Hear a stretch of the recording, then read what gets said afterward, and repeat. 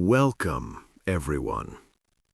Let me tell you something that might feel uncomfortable, but I promise it is also the beginning of something better. You already know what you need to do. You know the habits that would change your life. You know the work that needs to be done. You know the choices that would make you healthier, stronger, more productive, more at peace. You know. You have always known. And yet, most days, you do not do it. Not because you are lazy, not because you lack intelligence or ambition or desire, but because knowing and doing are separated by the one bridge most people never learn to build: daily discipline.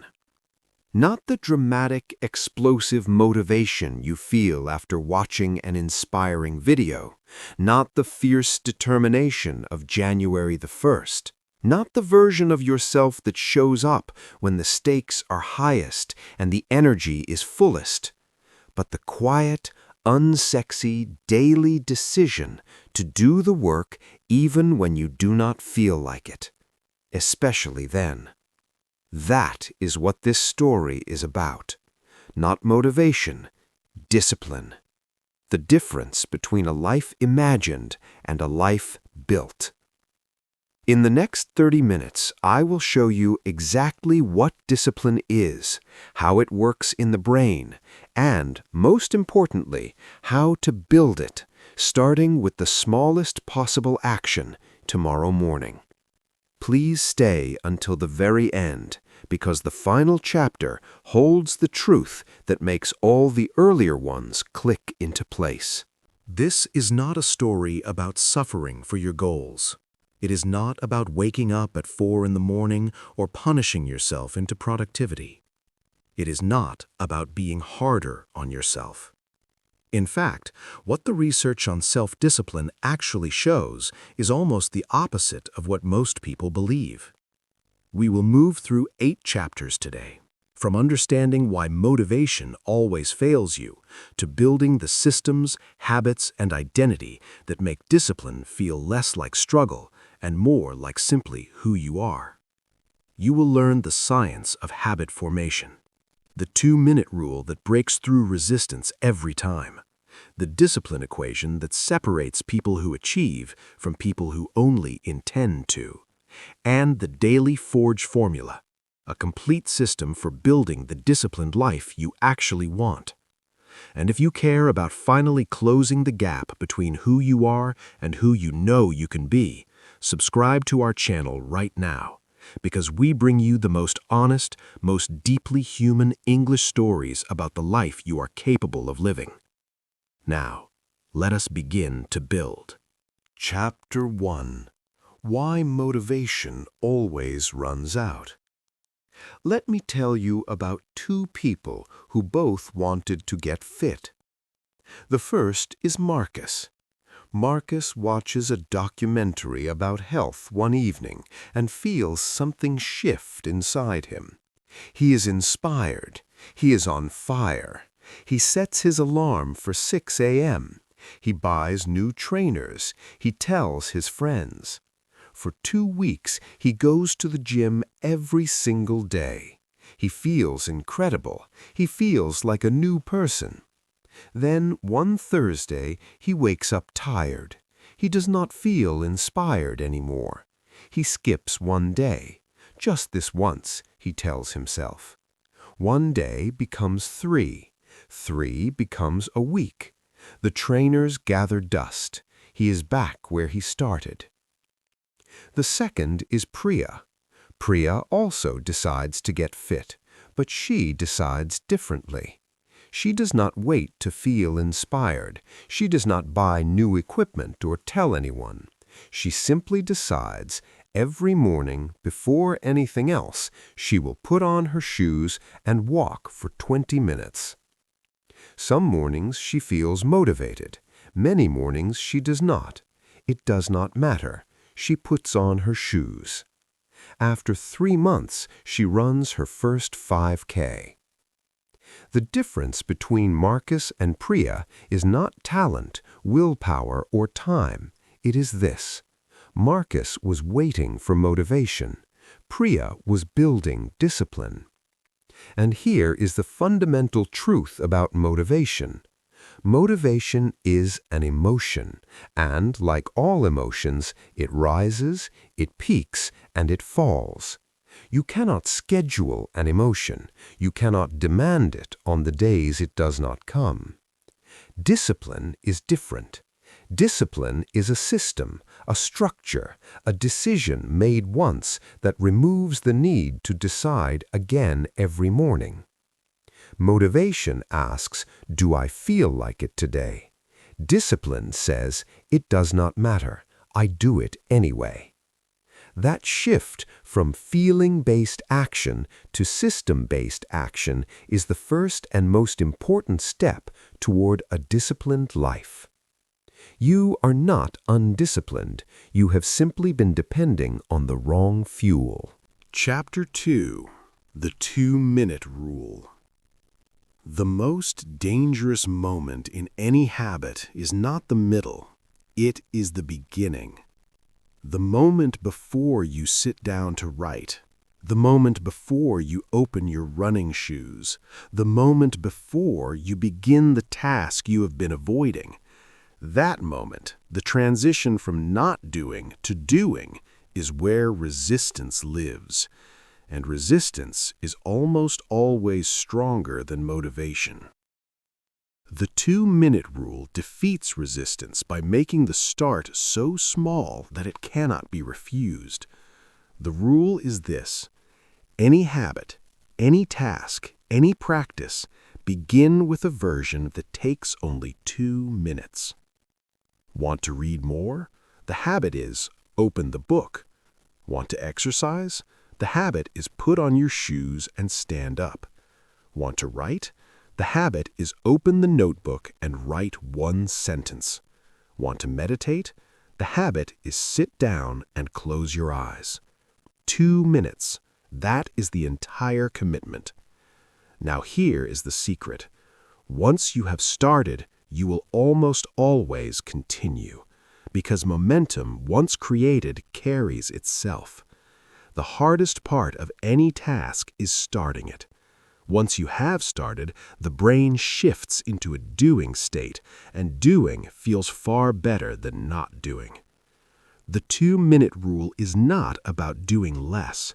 It is about making the beginning impossible to refuse so that the rest can follow naturally. Practice this tomorrow morning with one habit you have been avoiding. Do not commit to the full habit. Commit only to the first 2 minutes. The rest will take care of itself. Chapter 3. Environment Design. There is a study that many people find both surprising and liberating. Researchers followed 2 groups of people who wanted to eat more healthily.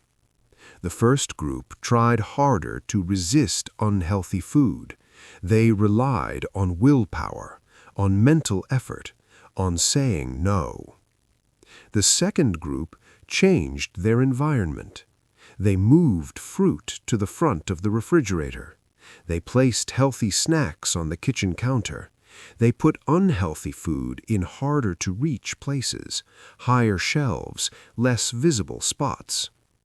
6 months later, the second group ate far more healthily, not because they had more willpower, but because they did not need it. The environment made the right choice easier than the wrong one. This is environment design. And it is one of the most powerful tools of self-discipline because it reduces the need for willpower almost entirely. Willpower is a limited resource. It drains through the day with every decision, every resistance, every push. By evening, most people have very little left. Environment design means you use willpower once to set up the environment, and then the environment does the work for you every day after. Here is your exercise. Choose one habit you want to build. Now ask, what would make this habit unavoidable? What change to my physical environment would make the right choice the easiest choice? Put your running shoes by the door. Place your book on your pillow. Leave your journal open on your desk. Put your phone in another room before bed. Design your space for the person you are becoming, and that person will appear, almost without effort, every single day. We have laid the foundation, and I hope something in these first 3 chapters has already shifted the way you see discipline, from a test of character into a matter of design. Before we go deeper, please take 1 second to like this video and leave a comment below. Which technique are you most excited to try first? The 2-minute rule? Environment design? Or are you waiting for the full formula? Your comment tells me what is reaching people most, and it helps this story find the people who need it. Now, the next chapters go deeper into the psychology of discipline, into the obstacles that break it, and the specific tools that make it last. Chapter 4: The Discipline Equation. Most people think discipline is about doing more. More effort, more hours, more sacrifice. But the most disciplined people I have ever heard of are not the ones who work the longest or push the hardest. They are the ones who have solved a very specific equation. Clarity plus systems plus identity. Let me explain each one. Clarity. Undisciplined people are often not lazy. They are unclear. They want to be better, but better at what exactly? They want to work harder. On which task, at which time? Vague intentions produce vague results. Disciplined people are specific. They know exactly what they are building, why, and when. I will write 500 words every morning before 8 a.m. I will walk for 20 minutes every day after lunch. Clarity removes the need to decide. Decision fatigue disappears. The action simply becomes the scheduled thing. Systems. Goals tell you where you want to go. Systems are how you get there, every day, regardless of feeling. A goal is, I want to finish a book. A system is, I read 10 pages every night before sleep. A goal without a system still moves you forward. Identity. This is the deepest level, and we will return to it in Chapter 8. But the short version is this. Disciplined people do not try to build discipline. They become the kind of person for whom the habit is natural. I am a writer, not I am trying to write more. I am someone who moves their body every day, not I am trying to exercise more. Clarity, systems, identity.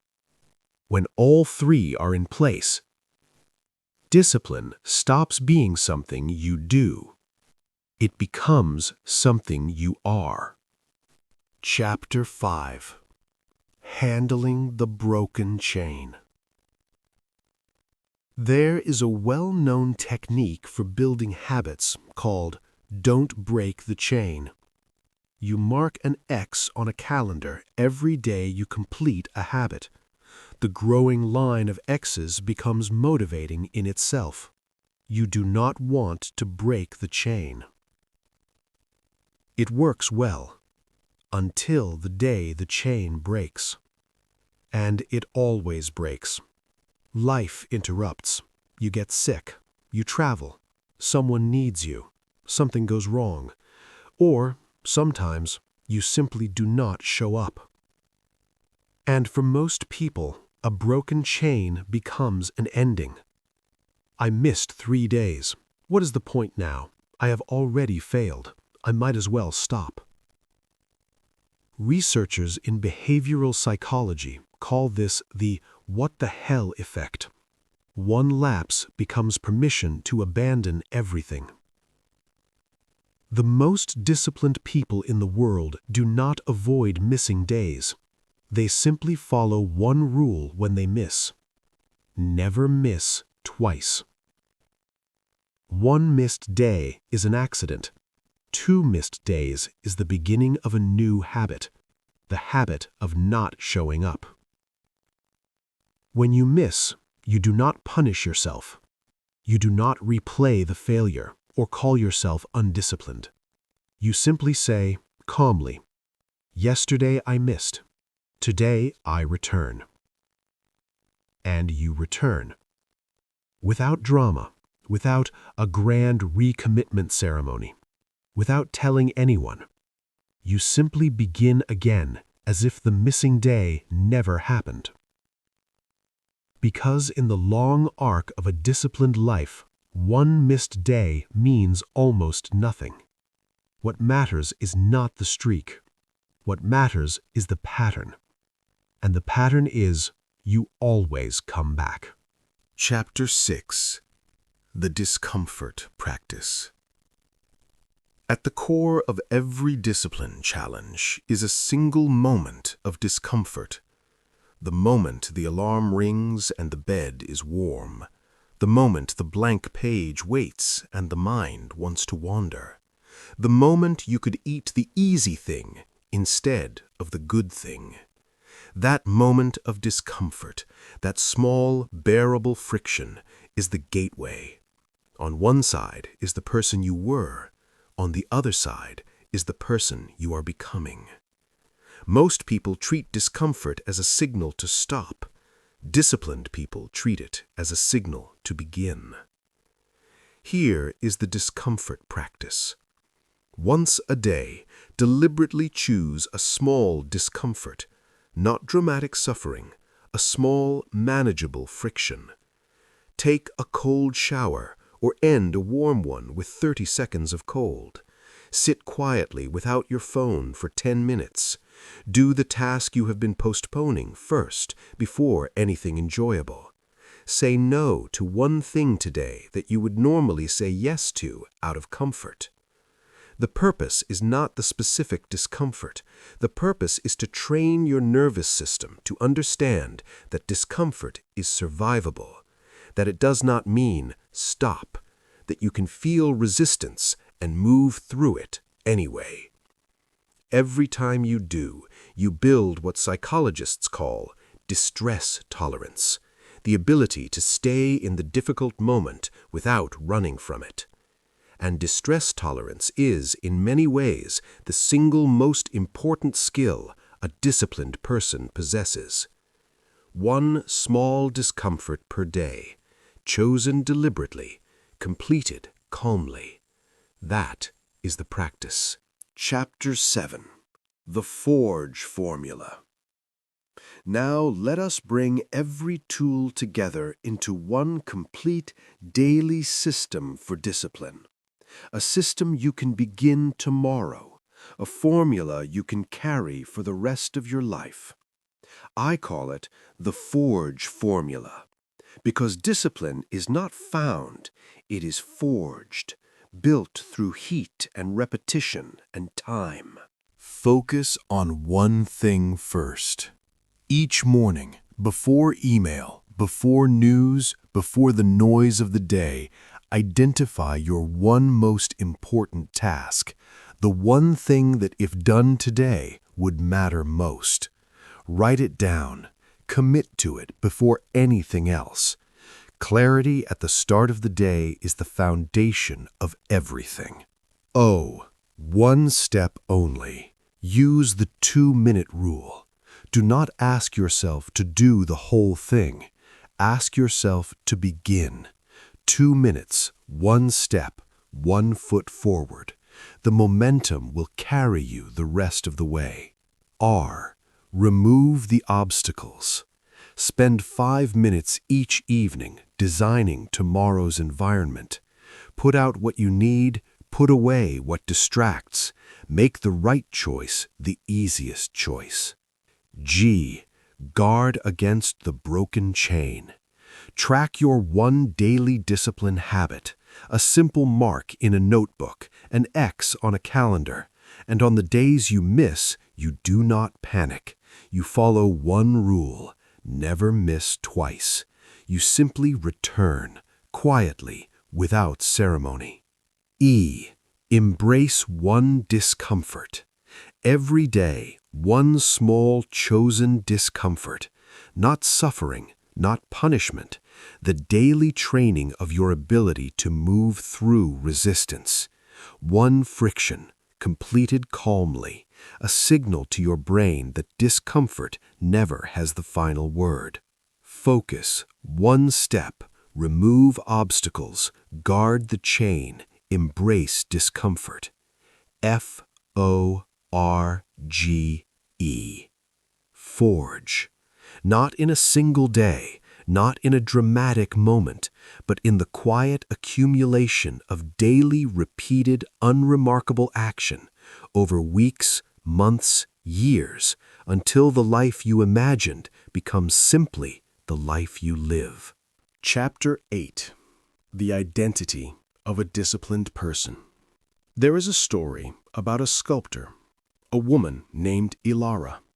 People would come to her studio and watch her work.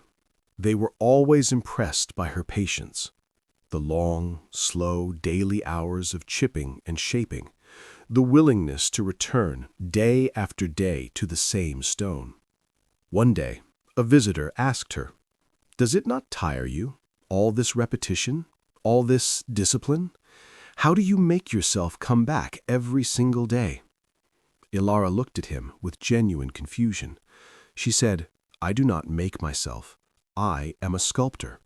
Sculptors come to the stone. This is simply what I do." The visitor left thoughtful. He had spent years trying to force himself to write, to exercise, to build the habits he admired in others.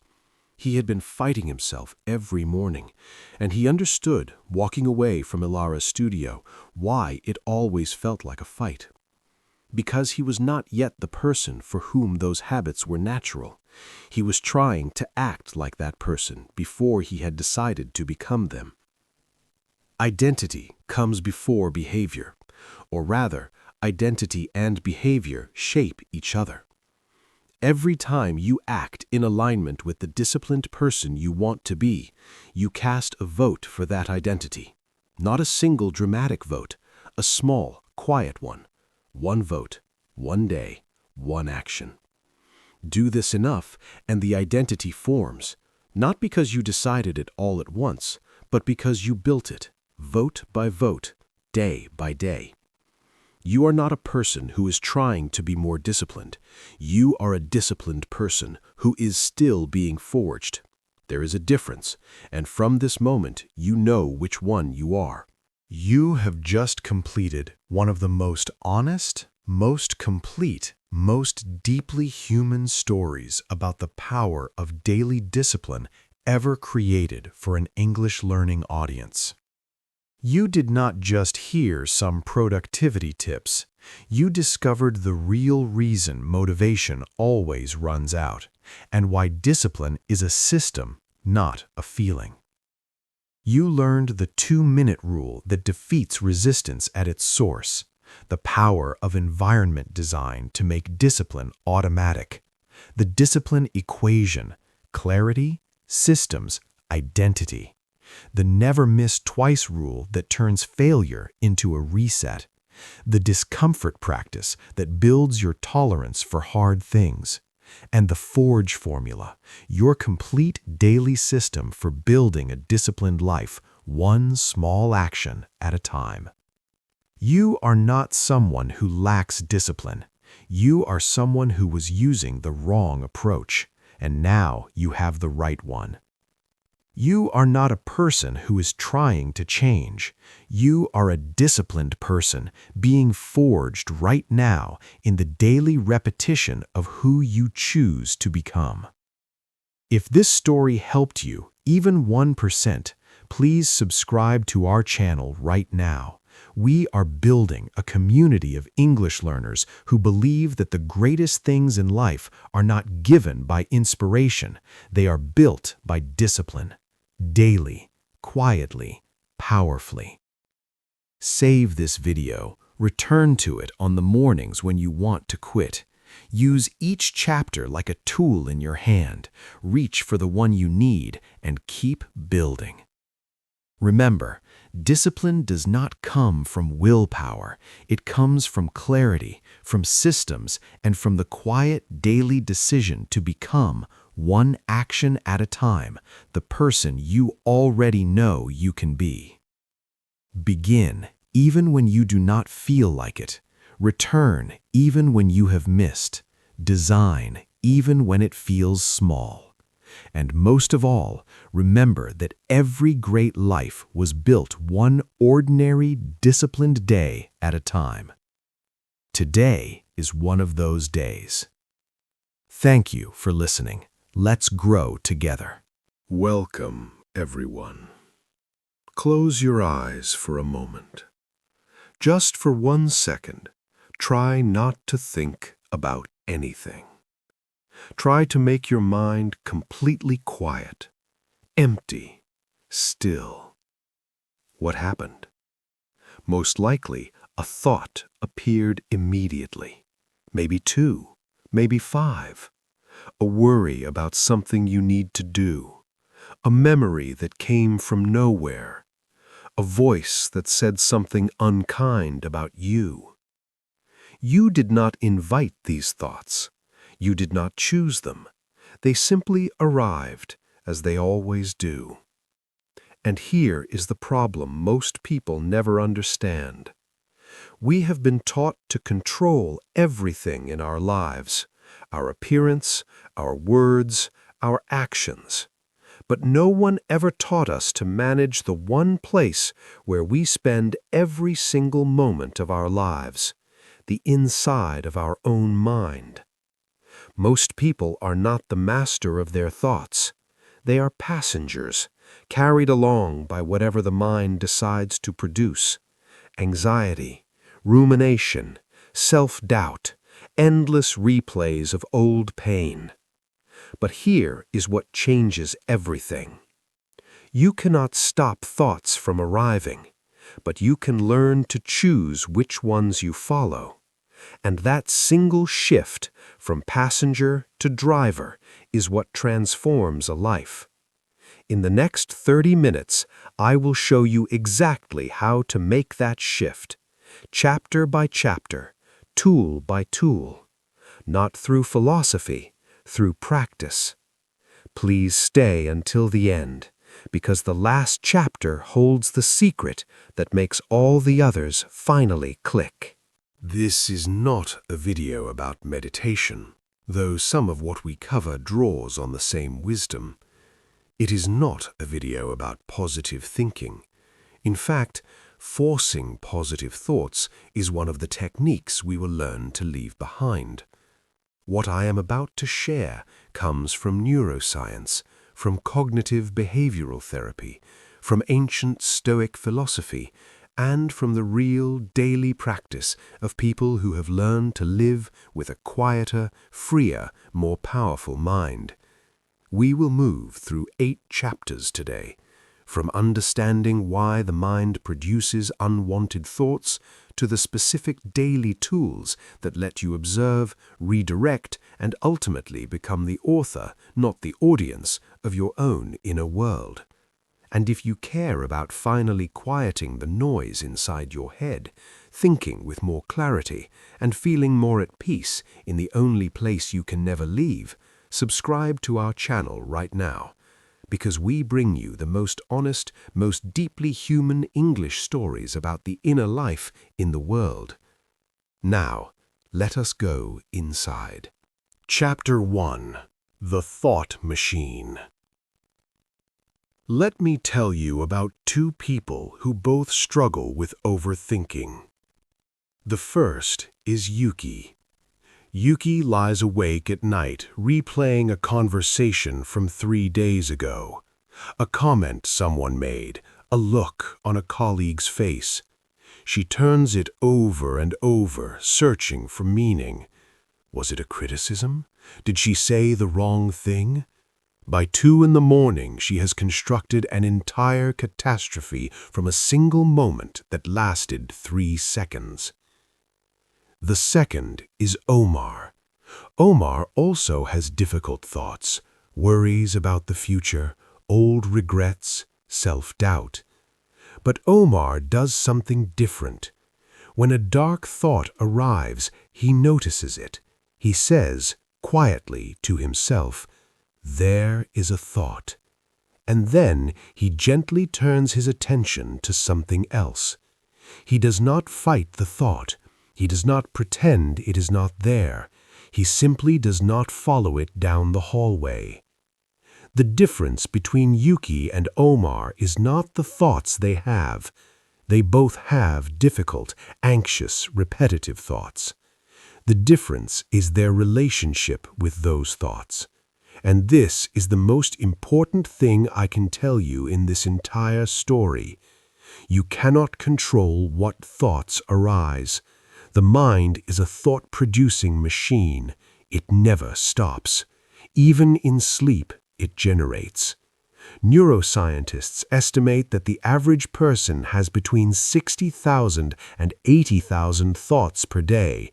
Most of them are automatic, most are repetitive, and a large number, perhaps a third, are negative.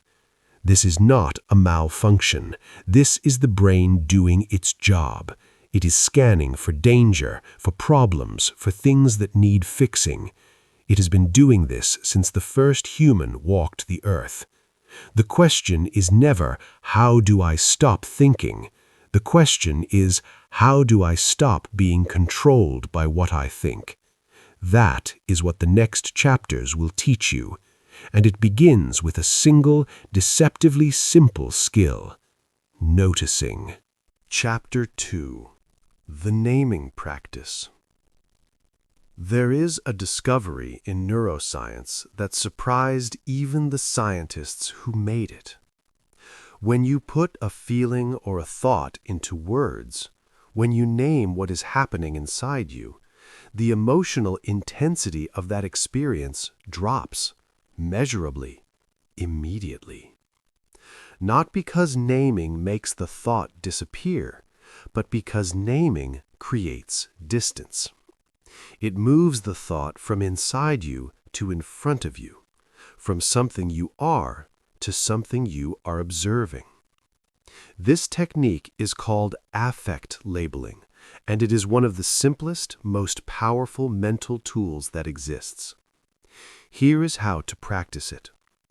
When a difficult thought or emotion arrives, pause, take one breath, and name what you are experiencing, out loud or in your mind. Not, "I am anxious," that merges you with the feeling, but "I notice anxiety," that separates you from it. I notice worry. I notice the thought that I am not good enough. I notice the urge to replay that old conversation.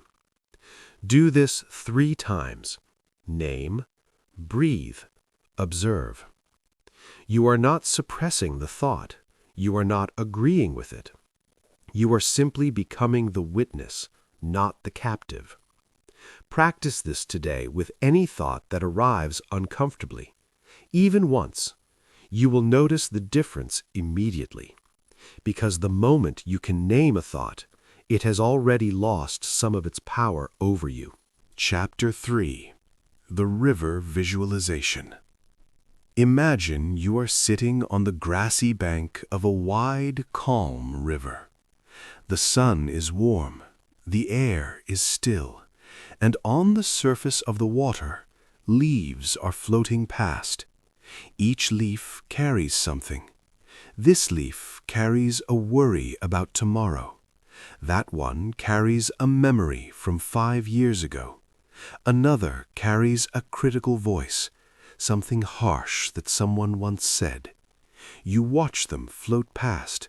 You do not jump into the river to chase them. You do not try to push them under the water to hide them. You simply sit and watch and breathe, and each leaf, each thought floats on. This is the river visualization, and it trains one of the most important skills in mental health, the ability to observe your thoughts without becoming them. Here is your practice. Find a quiet place, sit comfortably, set a timer for 5 minutes, close your eyes and picture the river. As each thought arrives, place it on a leaf. Give it a name if you can: worry, regret, self-doubt. Then watch it float away. When you find yourself in the river, when you realize you have been swept along by a thought, gently climb back onto the bank. No judgment, no frustration, just return to watching. Do this once a day for 1 week. The river does not stop flowing. The thoughts do not stop coming. But you, sitting on the bank, become less afraid of the current. And slowly, quietly, you discover that you have always been the bank, not the water. We are halfway through our journey, and I hope these first 3 chapters have already offered you something real.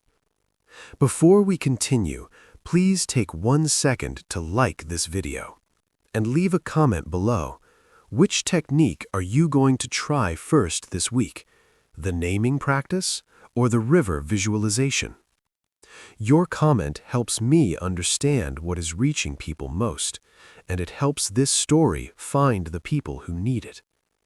Now, the next chapters go deeper. We move from simply observing thoughts to actively redirecting them, replacing them, and building a mind that works with you, not against you. Chapter 4. The Reframe Method. Every thought tells a story. I made a mistake can be told as, I am a failure who cannot do anything right. Or it can be told as, I am a person who is learning, and this is how learning works. Same event, same reality, 2 entirely different stories. And the story your mind chooses determines how you feel, what you do next, and who you slowly become. The reframe method is a tool from cognitive behavioral therapy. It teaches you to catch the automatic thought, the one your mind tells without asking you, and deliberately choose a more useful one. Not a false story, not forced positivity, a truer story, a wider one that includes more of reality. Here is the 3-step reframe exercise. Step 1. Write down the automatic thought, exactly as it came, without editing. I will never be good enough. Everything always goes wrong for me. No one really values me. Step 2.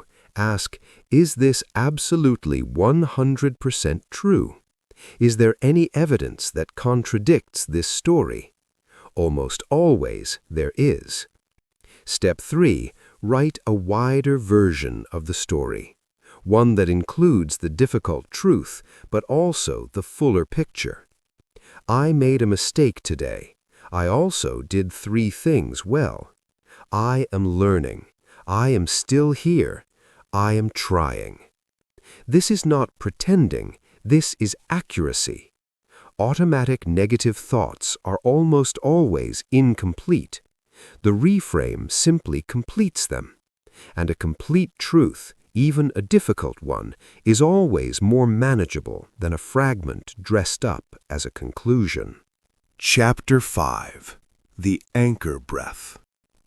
Sometimes the thoughts come too fast, too loud, too layered. Before you can name them, before you can place them on a leaf, they have already pulled you under. In those moments, thinking your way out does not work, because you are already too deep inside the thinking. What works is something physical, something that bypasses the mind entirely and speaks directly to the body's nervous system. It is called the anchor breath, and it is almost embarrassingly simple. Breathe in slowly through your nose for 4 counts. Hold gently for 4 counts. Breathe out slowly through your mouth for 6 counts. Do this 3 times. That is the entire technique. But here is why it works so profoundly. The slow, extended exhale activates the parasympathetic nervous system, the part of your body responsible for calm. It sends a chemical signal that says the danger has passed, you are safe. And when the body feels safe, the mind begins to slow. The thoughts do not stop, but they lose their urgency. Their noise drops from a shout to a murmur. And in that quieter space, you can choose again. Teach this breath to your body this week. Use it any time a thought spiral begins. 3 breaths, 4 in, 4 hold, 6 out. Your body is the fastest path back to your mind. Chapter 6. The Attention Redirect. There is a principle in neuroscience that says, neurons that fire together, wire together. It means the thoughts you return to most often become the pathways your mind most easily follows. If you return to anxiety every morning, your mind becomes better and better at producing anxiety. If you return to gratitude every morning, your mind becomes better and better at finding what is good. This is not spiritual, it is structural. You are literally reshaping your brain with the direction of your attention. The attention redirect is not about avoiding difficult thoughts. It is about deliberately feeding the pathways you want to strengthen. Here is the daily practice. Each morning, before any phone, before any news, spend 2 minutes asking yourself 3 questions. What is one thing I am genuinely grateful for right now? What is one thing I am looking forward to today, however small? What is one quality in myself that I respect? Answer honestly, not perfectly, just honestly. These 2 minutes are not about happiness, they are about architecture. You are building the neural roads your mind will most easily travel for the rest of the day. Where your attention goes, your life follows. So place it, each morning, deliberately, with care, somewhere worth going. Chapter 7. The Mind Formula. Now, let us bring every tool together into one complete daily system. A system you can carry anywhere. One you can use in the morning, in the middle of a difficult moment, and at the close of each day. I call it the Peace Formula. P. Pause and notice. When a difficult thought arrives, pause. Don't follow it immediately. Don't fight it immediately. Just notice. A thought has arrived. That single pause creates the space everything else needs. E. Express and name it. Use the naming practice. I notice worry. I notice the thought that I am not enough. Name it with compassion, not judgment. You are observing, not condemning. A. Anchor with the breath. 3 cycles of the anchor breath. 4 in, 4 hold, 6 out. Let the body create the calm the mind cannot yet find. C. Choose a response. Now, from this quieter place, choose deliberately. Use the river visualization to watch and release. Use the reframe method if the thought needs a wider story. Use the attention redirect if the mind needs a new direction. E. Engage with the present. Return to what is actually in front of you, the task at hand, the person beside you, the meal, the walk. The present moment is the one place where most anxious thoughts cannot survive. Pause, express, anchor, choose, engage. P-E-A-C-E. Peace. Not a permanent state, not the absence of difficult thoughts, but a practice, a return, a way of coming home to yourself as many times as the day requires. Chapter 8. The Mind You Are Building. Let me tell you about a woman named Amara. For most of her adult life, Amara described her mind as a battlefield. Thoughts about the past, anxieties about the future, a critical inner voice that never seemed to rest. She functioned. She smiled. She was, to the outside world, perfectly fine. But inside, she was exhausted. One autumn, she began practicing the tools you have heard today. Not perfectly, not consistently at first. Some days she forgot. Some days the thoughts won. But she kept returning. After 3 months, she described something she had not expected. She said, "The thoughts haven't stopped. They're still there, the old anxieties, the old doubts. But there is something else there now, too. A kind of quiet space just behind everything. A place that watches, but does not panic. A part of me that knows I am not the thoughts. I am the one who hears them." That space, she discovered, that quiet, witnessing presence, has always been inside her, inside you. It does not disappear when life is hard. It does not disappear when the thoughts are loud. It is the ground beneath all of it, and it is yours. You are not your anxiety. You are not your self-doubt. You are not the voice that says you are not enough. You are the one who hears all of that and has the power to choose what to do next.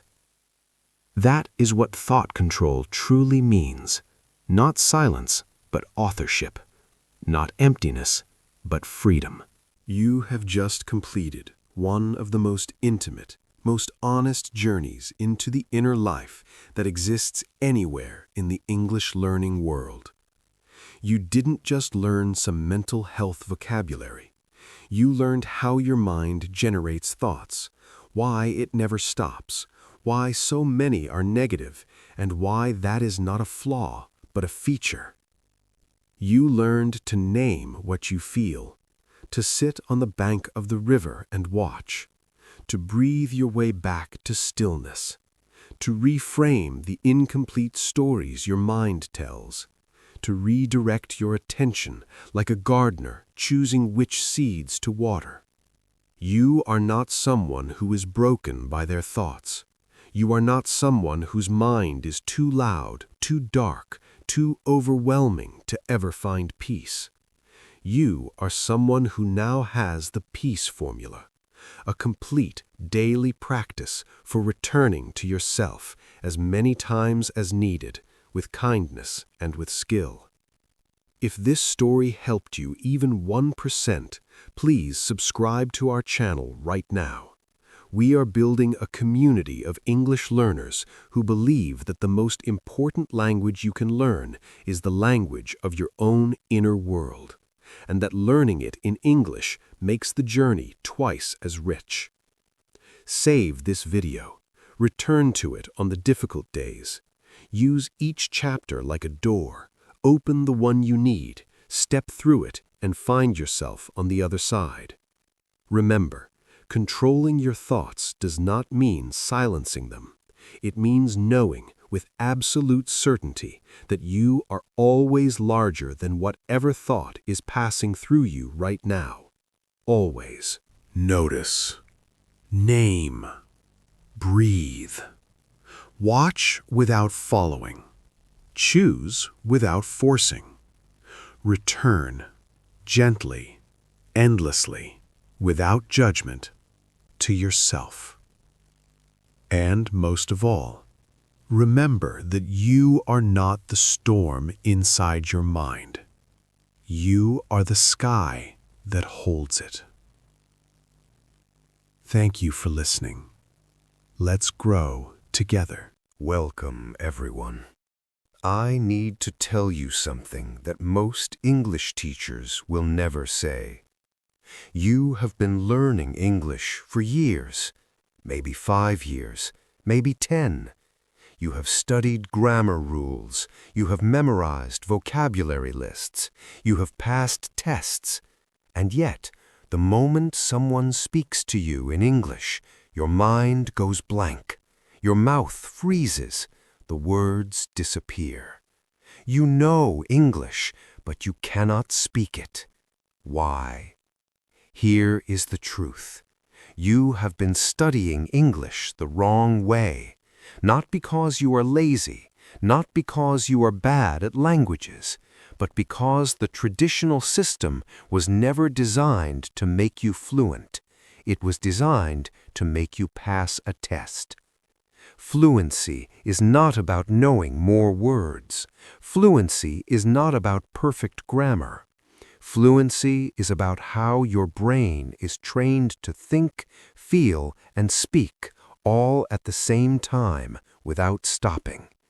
And in the next 30 minutes, I am going to show you a completely different approach to English, one that will rewire the way you think in this language, starting today, in just 1 month.